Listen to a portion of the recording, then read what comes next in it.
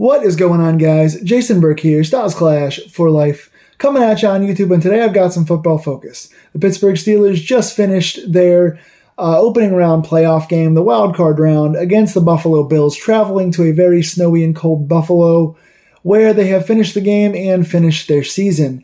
Pittsburgh was coming in here the 7th seed, getting into the playoffs by virtue of 3 straight wins, and Tennessee beating Jacksonville.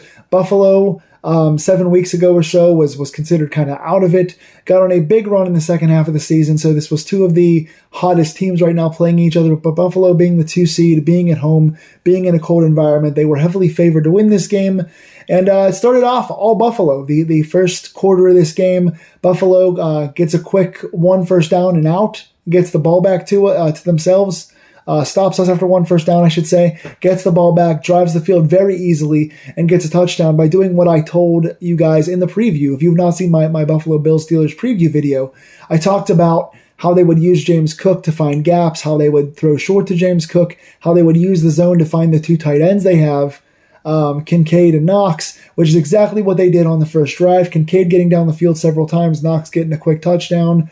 Pittsburgh comes out in the second drive, 3 and out. Buffalo comes right back down. Or actually, I think it was a fumble on the second drive, the George Pickens fumble. On the second drive, turnover leads to a short field. Buffalo comes right back down, finds Kincaid, the other tight end, down the seam in the end zone. So right away, Pittsburgh can't hold on to the ball. Buffalo exploits the zone, uses the middle of the field, uses those tight ends to exploit our linebacker coverage and exploit the holes in our zones and carve us up. And right away, Buffalo gets out to a 21-0 lead. And we think, here we go again. Another first-round Steelers demolition where we just get destroyed right away. Because at the end of the day, and we'll talk about it, but the standard is the standard, right? The standard in the last decade is Pittsburgh being 9-8, this year 10-7, right around that slightly above average thing where we're fighting for our lives, rallying in the last end of the season, getting help to get into the playoffs, and either falling 1 game short or getting into the wild card round and getting demolished. I mean, it looked early on in the first half, it was 21-0, almost heading into halftime, and it looked like another one of those games where it was the Tim Tebow Denver game, or the Blake Bortles Jacksonville game, or the Cleveland game, another one of these games, or the Kansas City game, another game where Pittsburgh comes out and gets beaten by an inferior team, and the hope just kind of goes away. Then, toward the end of the half, Pittsburgh gets a blocked field goal. I think it was from Keanu Benton. I didn't get to see the number on the play, so I had to ask some Steeler groups I was in. I think Keanu Benton got the block, and Nick Herbig recovered the blocked field goal. Pittsburgh comes down at the end of the half to cut the game to 21-7 on a Mason Rudolph to Deontay Johnson touchdown, and then gets a stop to start the second half. And all of a sudden, Pittsburgh starts to rally, and Pittsburgh goes on a 17-3 rally, cutting the game to 21-10, and then later on, getting it to within 24-17, cutting it to a 1-touchdown game. The problem was Pittsburgh started off with turnovers and getting behind too deep early, and then in the second half, not being able to get any stops on defense. Bad gap control, bad tackling, bad inside linebacker coverage. They couldn't stop the run game from getting chunk plays. They couldn't stop the tight ends and the guys sitting down in the zones. And then they started getting penalties. In the first half, they got turnovers. In the second half, they got penalties, which extended Buffalo's drives and got Buffalo in the end zone, as they go up to finally win this game 31-17. Pittsburgh does have a nice rally from the end of the second through the third, gets to within 1 touchdown, starts to get close, but can never get close enough to tie the game. Buffalo, the better team, goes on to win. Let's talk about the stats, and I'll talk about what certain things went wrong. Mason Rudolph in this game rallies and doesn't look terrible in the stat sheet. 22 of 39, 229 yards, 2 touchdowns, 1 pick, and was sacked once. Overall, not a terrible game for Mason Rudolph, but I will put this on 2 guys here. I'll put this partially on Mason and partially on the offensive coordinator for not taking more shots downfield. Yes, Pittsburgh's on the road against a heavily favored team. Yes, it's cold, but they cleared the field up very nicely. This extra day off, because the game was going to initially be on Sunday, the game being played today, this field was bone dry. There was very little snow at all. There was no rain. The field was clear. There was not a very slick surface. Buffalo's crew did a very good job cleaning this up. So yes, it was cold. Yes, it was a little slick. Yes, the ball was hard to catch, but there wasn't much holding us back from taking shots, especially when you're a third-string quarterback playing as a big underdog on the road in the playoffs. Take some shots. Again, I'm going to put that on the offensive coordinator for not calling more shots, but also for Mason, because Mason has been always his strength as a quarterback, was taking the one-on-one shot down the field. He has the strongest arm of all of our quarterbacks, and while he's not the best quarterback overall, he's the most accurate taking those deep shots, and we have guys that can do it. Deontay gets open downfield. Pickens is a good one-on-one hands guy. So take those shots, which has proven to be successful, having 4 touchdowns of 60 or more yards in 3 games. Take the chance. Throw some balls up down the field to Pickens and to Deontay. Even Calvin Austin, who's a very good streak player. Take the shots. We only took 2 shots down the field of 30 yards or more, and both of those were end zone shots that neither was caught. One to Pickens, one to Deontay. Both were in the fourth quarter when we were already down 14 or more points. That makes no sense to me. Why do you go 3 full quarters, especially when you're down, not taking shots? Even the last drive of the game, we're throwing dink and dunks to the halfbacks 5 yards, and Mason's running 3, 4, 5 yards and falling down in bounds. Why not take more shots? You got nothing to lose, especially when you're down. Take some chances, let your superstar talent, your 2 great wide receivers, and your good young slot player go take some shots. I don't really understand that. Also, Pittsburgh was playing against a banged-up Buffalo inside linebacking core, much like ours. And Buffalo did a great job, especially early in the game, exploiting that and letting, again, just what I said in the preview, I was right. Dalton Kincaid and Dawson Knox carving us up. And later on in the game, we had some plays to Stephon Diggs sitting down in the zone as well, using the middle of the field, using the exploiting of our inside linebackers to get some big plays and some touchdowns. Pittsburgh did not do that. Buffalo came in with 2 injured inside linebackers. A third one got injured in this game. Once the third guy went down, we started to use the middle of the field a bit and use Pat Freiermuth finally. But for most of the game, we didn't use it enough. We started to, in the third quarter, finally exploit that, where Pickens and Freiermuth and Deontay all got some catches in the middle of the field. Pickens got a tight first down in the middle. Deontay caught 2 short passes and ran them longer for first downs. Freiermuth got a few, and then Calvin Austin got the touchdown, the 7-yard touchdown in the middle of the field. But until mid-third quarter, we weren't using that. And then later in the game, we were down by 2 scores. We didn't use the middle enough. We didn't exploit them enough. So I'm going to call this partially on Mason for decision-making because he was being too conservative. You cannot be conservative. Again, when you're a third-string quarterback, essentially trying to play to prove you can either be a starter here or you can go get a big contract somewhere else if they want to stick with Pickett, and you're playing against a number 2 seed road team in the cold, take your chances. Call some more adventurous plays. Don't rely on dinks and dunks because you're going to get some drops and you're going to get some fumbles, which we did. Running game was nothing special, but nothing terrible. Couldn't really get any splash plays. Jaylen Warren, 8 carries, 38 yards. Najee Harris, 12 carries, 37 yards. Again, while neither man ran terribly today, neither guy under 4 yards a carry, but again, you got to get some splash plays. When you're playing in a cold environment like this and you're playing against the Buffalo team where their weakest spot is playing run defense, you got to run the ball more successfully. Buffalo is a good defense, and they're not a bad run defending team, but they're right in the middle of the pack as far as run defense. That middle of the field run defense for them is their weak spot, and they had a bunch of guys injured. So you got to attack the run game a little heavier. A couple delayed draws for Jaylen Warren worked. Najee tried to run hard, but they couldn't really get much in the way of the run game, making Mason have to hold the ball a lot, and that didn't result in many big plays for us offensively. So while I do admire the 17 points, one right at the end of the half, 1 touchdown, and then 10 points to come out in the third quarter, you cannot wait to come back from 21 points down against a team as good as Buffalo, especially one who runs the ball well. And we had a hard time stopping Buffalo's run game, both in Cook, in the backup running back as well, whose name I cannot think of right now, and in Josh Allen. We really fell susceptible to those quarterback draws, and I'll talk about that on the defensive run-through. Deontay Johnson, 4 for 48 in a touchdown. Nice short slant for a touchdown here. Pickens, 5 for 50. Had a couple nice middle-of-the-field catches, including one that was high and behind him that he caught with 3 defenders around him. Really nice catch there. But did fumble in the first quarter, second drive, which did cost us a touchdown.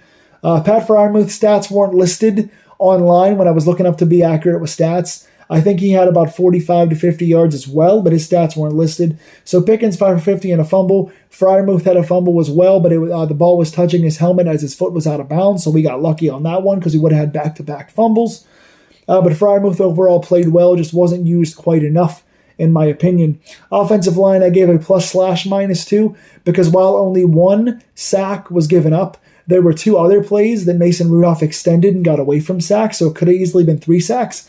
Mason did a nice job of, despite not being very mobile in general, Mason did enough to move the pocket and to avoid sacks a couple times. Did take 1 sack. Dan Moore also was penalized on special teams for something as well.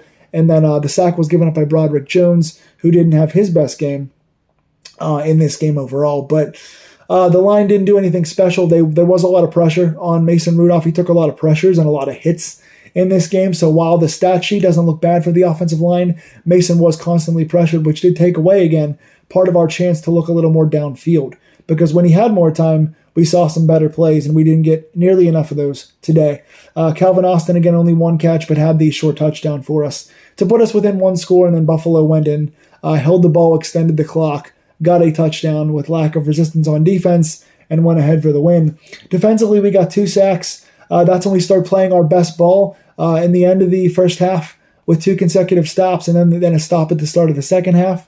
2 stops at the end of the first half, 1 stop at the beginning of the second half. Started stringing it to get together off the back of 2 sacks, ending drives, 1 for Marcus Golden, 1 for Alex Highsmith. Other than that, not a lot of pressure. I got to say, Buffalo's biggest resistance on offense and their biggest weakness and how they started the season so badly was when Josh Allen was pressured into making bad plays and turning the ball over. He's susceptible to sack fumbles and especially to interceptions and bad decisions when he gets pressured. We didn't pressure enough. Aside from those 2 pressure sacks that Golden and Highsmith got, we didn't get any at all, really, to be honest. And I got to say, Alex Highsmith's supposed to be an all-pro guy. He's supposed to be an all-star. Now, granted, TJ Watt was out in this game. We knew that was going to impact us because nobody in the world is as good as TJ Watt. Highsmith, when Watt's not in there, is not consistently great. He's a good player. He's always good. He has the occasional great game without Watt. But when Watt's not in there in big games, Highsmith is good to average to non-existent. It depends on his game. And he had one really good sack today. And other than that, he didn't show up for us. Golden, I thought, would do more in this game. Nick Herbig, I thought, would do more in this game on defense. His big play was on special teams. Nothing big on defense. In the run game, we struggled as well. I gave Cam a positive here for being pretty good in the run game. He had 1 nice 4th down play that he hit Josh Allen on, but Josh still got the first down.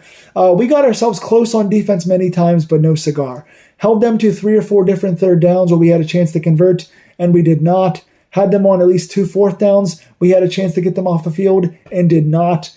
Close many times, but didn't do enough. Cam played pretty well in the run game with 4 tackles, including 1 for a loss.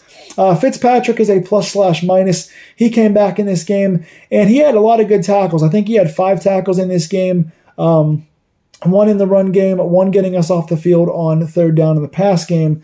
But he also missed a tackle that went for Buffalo's go-ahead touchdown. They were up by 1 touchdown, had the ball. Khalil Shakir catches the ball in the middle of the field. Minka has what looks to be a nice 4 or 5 yard stop. Shakir goes under him, stays on his feet, turns upfield, and gets a second broken tackle for a touchdown. So if you're Minka Fitzpatrick, you're one of the best safeties in the league. You're our best player without TJ Watt on the field. You can't have missed tackles. So, and I'm going to give him a +/- also because he didn't make any splash plays this year. I don't know, looking back at his stats, and I'm just looking at this one game, I don't know about the whole season right now, but he missed half the season with injury, and when he was out there, I don't think he had a single splash play. Did he have 1 forced fumble, 1 fumble recovery, 1 sack, 1 interception all season? I don't know that he had 1. If he had 1, it was only 1, but I don't think he had 1 of those big plays all year. Yeah, he's a short tackler, he's a hard hitter, he'll fire you up, but as far as making big splash plays like he's been known to do in the past, nothing this season at all. And honestly, he missed so much time that I can understand why he didn't. But when you're as good as Fitzpatrick is, and you're playing without Watt for a lot of the season too, you can't just be another guy out there. You got to make splash plays. So +/- today for him. JPJ, Joey Porter Jr., I'm going to give a positive. He gave a few catches up today to Stephon Diggs, but not too many. He did get beat on a 3rd down conversion play to Diggs downfield where Diggs came back to the ball. He also got beat on a few short outs, but nothing spectacular. Only one time this entire season did he give up more than 40 yards to a number one receiver. He shades the number one guy and holds them to under 40 yards a game. He has a under 40% completion percentage, which I think was the highest in the NFL of any number one corner. He has been the best rookie pickup we've had in a long time. Good for JPJ. He did get hurt in this game with a concussion, didn't return, so I'm guessing he got a concussion, and that was the end of the game for him. Patrick Peterson, I gave a -2 today. He missed a sack. He was running on a corner blitz, had a sack in his sights, was made to miss by Josh Allen, who is a boy or men among boys today, best player on the field, strong guy. We had a hard time in general. I give this to the inside linebackers and to the slot corners having a hard time reading those read handoffs, where they couldn't tackle James Cook and they couldn't tackle Josh Allen. So they made it really rough on us with play recognition. We had a hard time today on defense with gap control in the run game and play recognition on the quarterback sneaks and the short inside passes. The man and the zone, the inside linebackers and the zones, and the guys outside trying to read the plays all struggled. Peterson missed a few tackles today. He was in bad position. He's a veteran. He's better than that. He's played really well for the past couple games. Not today. I gave Miles Jack a -. He had 2 big penalties in the second half. One was a holding that was actually a pass interference. Thankfully, the ball was uncatchable, so it was only a holding. The other one was hitting a sliding quarterback for a 15-yard penalty. When you're down by 7 points and you're trying to get your offense back on the field to tie the game against a team like Buffalo that holds the ball well, you cannot have penalties like that. Michael Walker, the other inside linebacker, had a hard time tackling in the run game and reading in the pass game.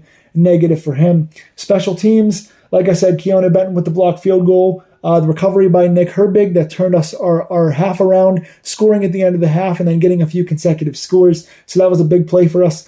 Boswell made all of his extra points and was 1 for 1 in field goals. Hard to kick on a cold day like that. The ball's really hard. It's hard to get the snap down. Good job for Boswell today. Presley Harvin, I gotta bring this up. I've said it mostly all season. Harvin has a couple good games, but what a bad game today. 4 punts, 154 yards. That is only a 38.5 yard average, and none of his 4 punts were inside the 20. He had 2 consecutive 30-yard punts, and then a third 30-yard punt that actually just bounced and happened to roll back and save his average. So really, it was 3 punts of 30 yards or under until he got a lucky bounce. He was atrocious today. And I've got to say, I know that he has some really good games and a couple of outstanding punts. He's had maybe 3 or 4 really good games this year. Everything else has been below average to atrocious. He has been below average for most of this season. He's been average for part of this season. 3 or 4 really good games, and the rest have been really, really disgusting. At a time, again, when you're playing on the road in a cold stadium, I know it's hard to punt when it's cold, but he was so bad today. And field position in playoff games, especially against running teams that are hard to bring down, you can't do that. You can't have games like that. 38.5 yard punt average gets helped out by 1 good punt that really wasn't good at all. It was a fortuitous bounce. Presley Harvin's one of the first cuts you got to make. We brought a second punter in this week and didn't use him for some reason. He's one of the first cuts you got to make this offseason. Of all the changes you got to make, and getting healthy at inside linebacker, getting another defensive lineman to help in the run game, there's so many things you got to do. You got to shore yourself up at safety. You got to make sure you get another outside corner to play alongside JPJ. You got to get some of your inside linebackers healthy. You got to get Trice healthy at corner, but you got to also get another punter, because that is actually a big issue for us, and it should not be. So Pittsburgh winds up rallying this season on the backs of the changing an offensive coordinator and getting a third-string quarterback, Mason Rudolph, in there to get yourselves on a run, to get 10 wins, to get to the playoffs. You got to consider that a success. And also, I do like the fact that we came out and rallied today and played hard. But again, the standard is the standard. 9-7 most of these years, or 9-8 most of these years. This year, we did get into the playoffs.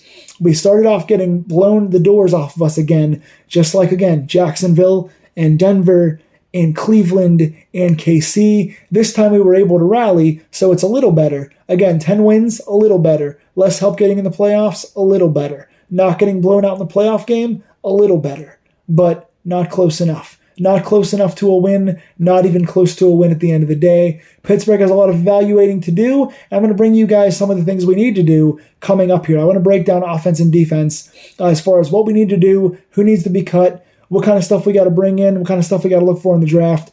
But that's the end of our season, folks. 10-7, first round loss to Buffalo on the road. What'd you guys think? Who impressed you and who did not? Tell me in the comments down below. Please like, share, and subscribe if you like these Pittsburgh Steelers deep dive videos. And I'll see you guys at some point midweek or next week with Steeler offensive and defensive breakdowns. Take care. It's been a fun season. Thank you guys for all your views and support, especially lately. Go Steelers.